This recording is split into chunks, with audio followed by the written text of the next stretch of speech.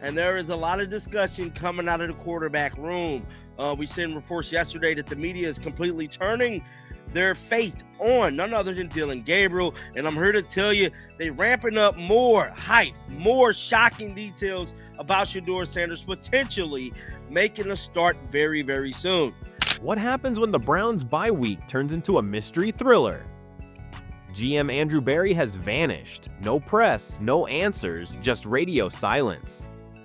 Did he join witness protection, or is he plotting a Shedeur-sized comeback? Stick around, because this NFL ghost story is getting way too suspicious to ignore. However, Cleveland Browns general manager Andrew Berea, he's decided not to give a press conference this year during the bye week. And ever since he's been here, every year during the bye week, he gives a press conference, gives the status of what's going on with the team.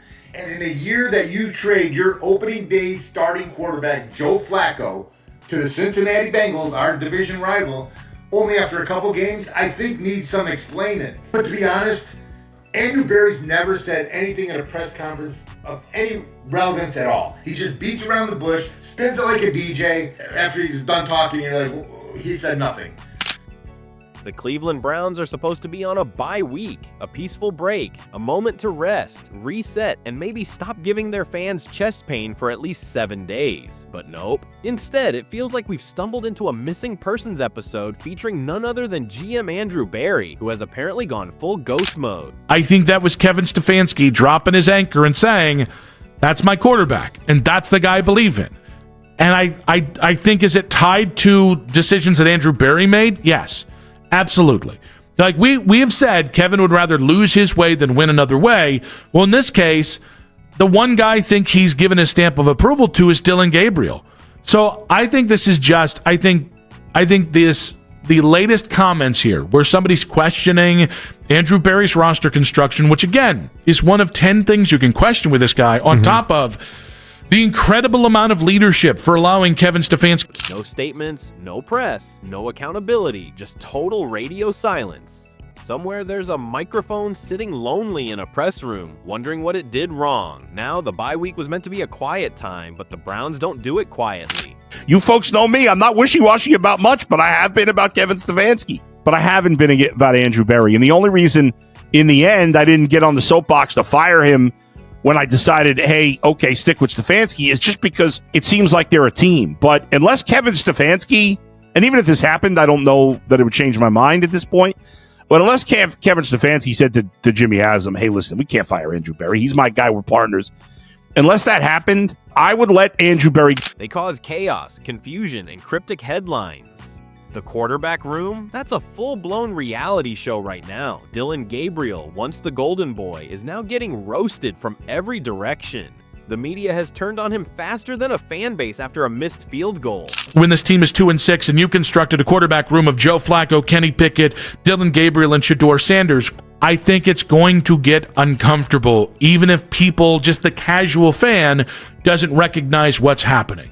I think you're going to see a lot more people, maybe Berea's friends, going after Stefanski and saying, well, look at what this coach has done and look how bad the offense is. And by the way, both sides are going to be incredibly valid. Yeah. Well, that's the thing, is both sides are going to have enough ammo to go ahead and throw at the other one. And so we'll just see who's got the loudest voices. Suddenly, the bye week has turned into a suspense thriller where no one knows who's in charge or who's even still in the building. Kevin Stefanski, ever the poker-faced strategist, insists that Shedeur isn't the focus, which in NFL translation means we're totally focused on him, but we're pretending not to be. But ultimately, my responsibility is to make the decisions that are best for the Browns, and having Miles a part of the organization is a huge piece of that. Oh, to me, both had to be considered for being fired. And certainly when Myles Garrett, your best player, your most impactful player in the last 8 years, your future Hall of Fame player, humiliates your general manager with a statement saying he wants to leave the team. If I were Jimmy Haslam, that might be the final straw that pushed me over the top. Meanwhile, the internet detectives are connecting dots faster than Reddit on caffeine. Because if Stefanski's pretending not to care, and Shedeur's name keeps popping up, you can bet your last nacho that something big is brewing. And then there's Andrew Berea, the invisible man of Cleveland. Since Joe Flacco packed up his locker, Berea has gone completely MIA.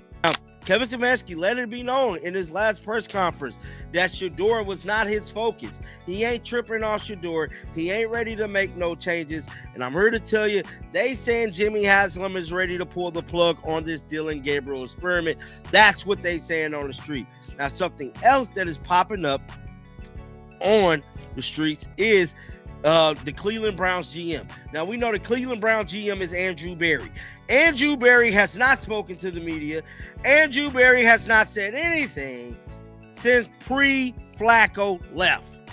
And in Cleveland, silence is suspicious. The local press has started to notice too. Articles are popping up calling his absence unacceptable, which is journalistic code for, but every time it's the same story. Stefanski's sitting there answering for problems that belong way above his pay grade, while Berry's nowhere to be found. I feel like someone has to speak up for the fine people of Cleveland, Ohio, who for years had to live with the moniker Mistake by the Lake. Jimmy Haslam is the worst owner in the NFL, period, stop. I want to be clear about that. Andrew Berry is the worst general manager in the NFL, period, stop. And you find people of Cleveland deserve a lot better. They traded their starting quarterback within the division to the Cincinnati Bengals, and last night, they paid the price for that. The man built the defense, signed the players, created this Frankenstein roster, and then dipped out before the villagers could ask questions. People are even wondering if the Flacco trade was the last straw. Remember that? The one that made Mike Tomlin raise an eyebrow like he knew something we didn't? Ever since then, Berry's been quieter than a ref after a bad call. So did anybody else find it odd that Andrew Berry decided to duck out of his annual bye-week press conference? We've kind of been talking about it all week, like that's kind of not a great look for your very poorly performing football team. But today, don't worry everybody, Terry Pluto set the record straight. On Cleveland.com, he wrote, "I was told the Browns decided in the offseason to skip the mid-season press conference with the GM. So no worries, folks. This was the plan from the beginning. Andrew Berry was never going to have to come up in front of the media and face everybody to answer for the poor roster that he has assembled." It's almost poetic. Trade away a quarterback, vanish into the mist, and leave everyone else to explain the mess. Maybe he's writing a memoir titled How to Build a Defense and Disappear. But here's where it gets juicier. Rumor has it Berry was the one who brought Shedeur Sanders into the fold. The fact that Andrew Berry traded their starting quarterback to a divisional team a week and a half before he's playing, in this case, the Pittsburgh Steelers, is just wrong. And the fine people of Cleveland deserve better. So I hope you watch this in Cleveland. I hope you send it to all your friends. It is time to fire Andrew Berry.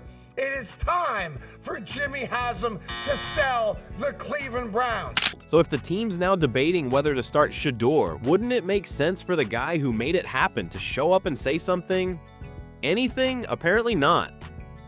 Meanwhile, fans are starting to play detective. They're scanning grocery stores, golf ranges, and Cleveland restaurants, hoping to spot him. And let's be honest, this isn't just about one man going silent. This 2-6 abomination of a football team.